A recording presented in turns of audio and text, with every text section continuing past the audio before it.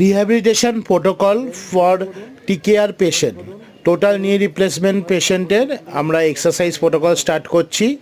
নি bending one of the important exercise in case of টিকেআর patient.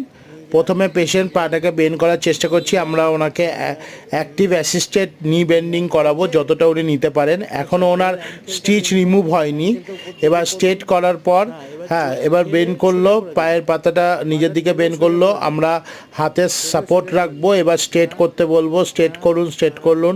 এটা কিন্তু pen free range পর্যন্ত patient করবে, যতক্ষণ পর্যন্ত না পেশেন্টের ব্যথা হচ্ছে আমরা আস্তে আস্তে ওর রেঞ্জটাকে বাড়ানোর চেষ্টা করব।